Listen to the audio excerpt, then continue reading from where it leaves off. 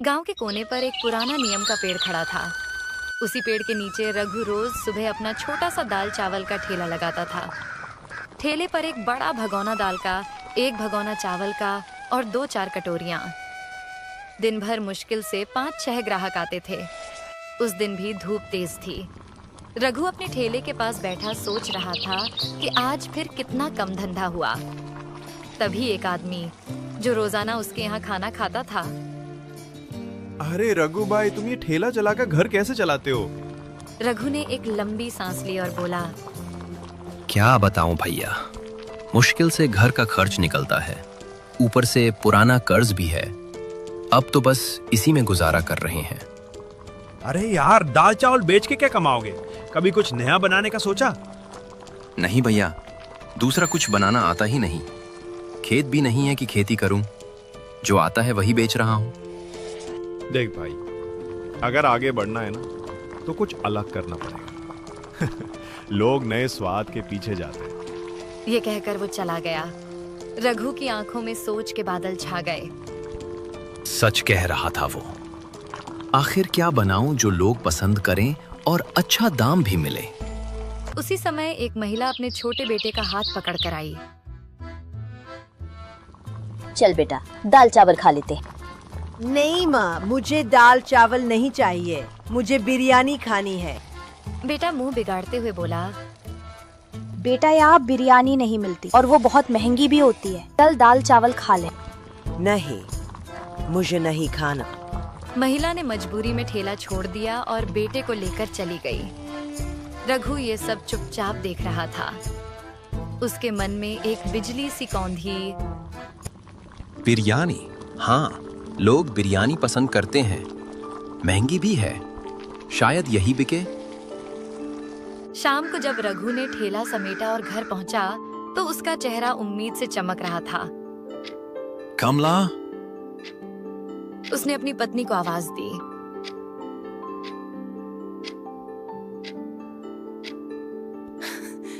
क्या हुआ रघु, आज बड़े खुश लग रहे हो?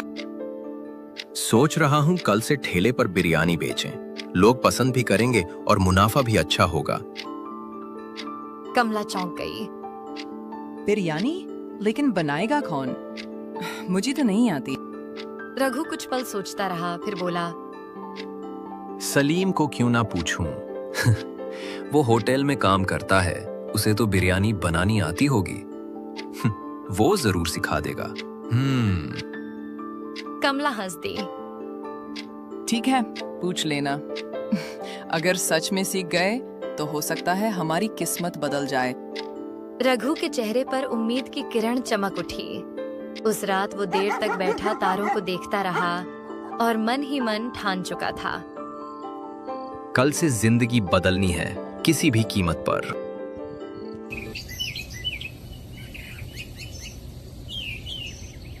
अगली सुबह रघु सूरज निकलने से पहले ही उठ गया। चेहरे पर उत्साह साफ झलक रहा था।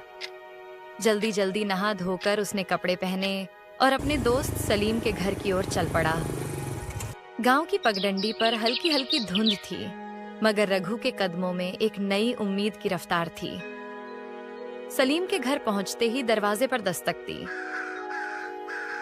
कौन है? अरे रघु, बड़े दिनों बाद आए हो भाई। हाँ यार, काम के चक्कर में समय ही नहीं मिल पाया। सोचा आज आकर तुमसे कुछ जरूरी बात कर लूं। अरे आओ आओ अंदर। सलीम ने उसे चारपाई पर बैठाते हुए कहा, क्या बात है? चेहरे से तो लग रहा है कोई बड़ा फैसला लेने वाले हो। रघु ने गहरी सांस ली। सलीम भाई, तुम्हें पता है मेरी हालत कैसी है? ठेले पर दाल चावल बेच बेच कर गुजारा मुश्किल हो गया है। कर्ज का बोझ भी बढ़ता जा रहा है। सोच रहा हूं कुछ नया करूं और इसी वजह से तुम्हारे पास आया हूं। सलीम ने गंभीर होकर पूछा, क्या मदद चाहिए भाई? जो होगा मैं जरूर करूंगा। रघु ने थोड़ी हिचकिचाहट के बाद कहा, भाई मुझे तुमसे बिरयानी बनाना सीखनी है। सुना है तुम्हारी बिरयानी का जवाब नहीं। सलीम का चेहरा खिल गया। अरे बस इतनी सी बात। ये तो बड़ी आसान चीज है, बताता हूँ। रघु उत्सुकता से उसकी बात सुनने लगा। सलीम बोला, सबसे पहले बताओ, मटन की बिरयानी बनाओगे या चिकन की? मटन की। गांव में लोग मटन ज्यादा पसंद करते हैं। ठीक है। सलीम ने हाथ से इशारा करते हुए समझाना शुरू किया। तो सबसे पहले मटन को अच्छे से धो लेना, फिर उसमें दही, लाल मिर्च पाउडर, खड़े मसाले, तेल, हरी धनिया और पुदीना डालकर अच्छी तरह मिक्स कर दो। इसे कुछ देर मैरिनेट होने दें। रघु उत्सुकता से उसकी बात सुनने लगा। सलीम बोला, जब तक मटन मैरिनेट हो रहा है, तुम चावल उबाल लो। उसमें भी खड़े मसाले और थोड़ा नींबू डालना, इससे खुशबू बढ़ेगी। फिर मटन को धीमी आंच पर पकाना, करीब 90% पक जाए, तब उसके ऊपर चावल डालकर ढक दो। फिर 30 मिनट दम लगाना और तैयार। रघु उत्साह से बोला, अरे भाई, ये तो सच में आसान है, बस सही तरीके से पकाना होगा। हाँ, आसान है, लेकिन याद रखना, दम और धीमी आंच ही असली स्वाद लाती है। अगर ये सीख गए तो यकीन मानो लोग उंगलियां चाटेंगे। रघु की आंखों में चमक आ गई।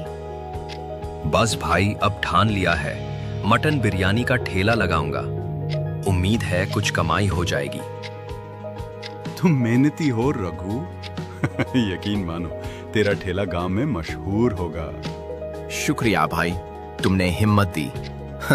अब चलता हूँ, कल की तैयारी करनी है।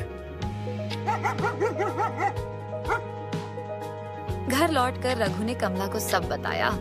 कमला मुस्कुराई। अच्छा हुआ सलीम ने बता दिया। कल देखते हैं लोग पसंद करते हैं या नहीं। लेकिन दाम क्या रखोगे? 100 रुपया प्लेट रखूंगा, सही मुनाफा होगा। ठीक है, तो फिर अब इसे तैयारी शुरू कर दो। रघु के दिल में नई ऊर्जा थी। उस रात उसने बिरयानी का हर स्टेप बार बार याद किया और अगली सुबह का सपना सजोते हुए तैयारी में लग गया।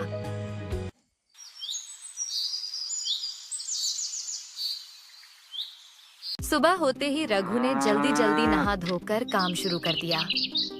उसके चेहरे पर अब पहले जैसी थकान नहीं, बल्कि उम्मीद की चमक थी। उसने ताज़ा मटन अच्छे से धोया और सलीम की बताई रेसिपी याद करते हुए उसमें दही, लाल मिर्च पाउडर, खड़े मसाले, पुदीना और हरा धनिया डालकर प्यार से मसालों में लपेट दिया। कामला, देखना, आज गांव में ऐसा स्वाद फैलेगा कि लोग खुद चल कर आएंगे। हाँ, भगवान करे आज तेरा ठेला लोगों की पसंद बन जाए।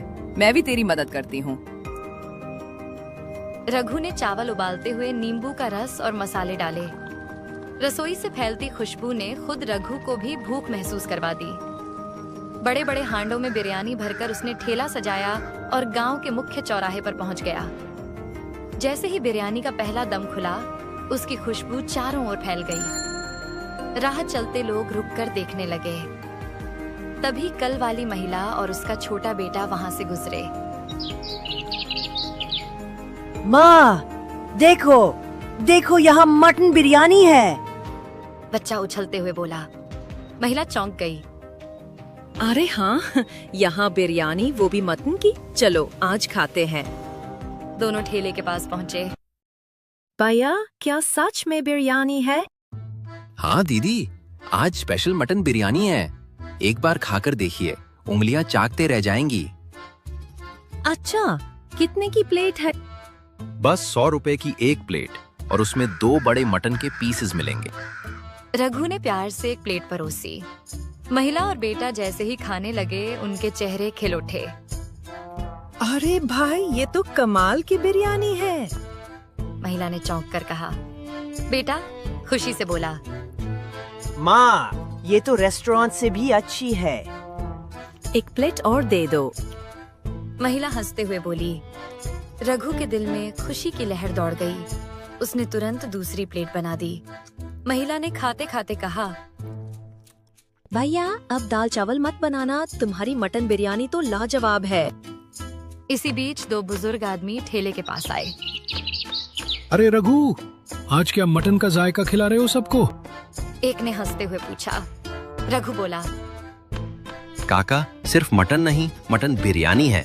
लीजिए चखिए। वाह, मेरी तो पसंदीदा डिश है। 2 प्लेट लगाओ। जैसे ही बुजुर्गों ने पहला निवाला लिया, एक ने उंगलियां चाटते हुए कहा, भाई क्या बात है, ये तो सच में लाजवाब बनी है। और ये मटन इतना मुलायम कि मुंह में ही घुल रहा है। मसालों का स्वाद तो गजब है। धन्यवाद काका, आपकी दुआ से ही तो ये सब है। धीरे धीरे ठेले पर भीड़ बढ़ने लगी। लोग खुशबू से खींचे चले आ रहे थे। शाम तक बिरयानी का एक भी दाना बाकी नहीं बचा। रघु ने खाली हांडों को देखकर चैन की सांस ली और खुशी से घर लौट आया। कमला, उसने दरवाजे पर कदम रखते ही आवाज दी, आज तो चमत्कार हो गया। एक दिन में उतनी कमाई हुई जितनी महीने भर में नहीं होती थी। कमला खुशी से बोली, सच? वाह भगवान, अब तो हमारा सारा कर्ज उतर जाएगा। तेरा ठेला मशहूर हो गया रघु। रघु ने गहरी सांस ली और कहा, हाँ कमला, आज लगा कि मेहनत और सही सोच से जिंदगी सच में बदल सकती है। उस रात रघु और कमला के चेहरे पर संतोष की मुस्कान थी। घर में खुशबू बिरयानी की नहीं, सपनों के सच होने की थी। अगले दिन रघु ठेला लेकर उसी जगह पहुंचा। ठेले के पास पहले से ही ग्राहकों की लाइन लगी थी। तभी सलीम वहां आया और मुस्कुराकर बोला, अरे रघु, तुमने तो मुझे भी पीछे छोड़ दिया। पूरी बिरयानी की खुशबू गांव में फैल गई है। रघु हंसते हुए बोला, अरे यार, पहले खुद खा तो लो, फिर बताना कैसी है। सलीम ने सिर हिलाया। खाने की जरूरत नहीं। लोगों की तारीफें सुनकर ही पता चल गया है कि तूने कमाल कर दिया है। रघु भावुक होकर बोला, भाई, ये सब तेरी वजह से हुआ है। तूने मुझे रास्ता दिखाया। तेरे इस एहसान को मैं जिंदगी भर नहीं भूलूंगा। अरे यार, दोस्तों के बीच एहसान नहीं होता। तेरी मेहनत ही तुझे यहाँ तक लाई है। धीरे धीरे रघु की बिरयानी का ठेला गांव में मशहूर हो गया। अब वो सिर्फ ठेले वाला नहीं, सबकी पसंदीदा बिरयानी वाला रघु बन चुका था। गरीबी और कर्ज की जगह उसके घर में अब खुशियां और तरक्की की खुशबू फैल चुकी थी।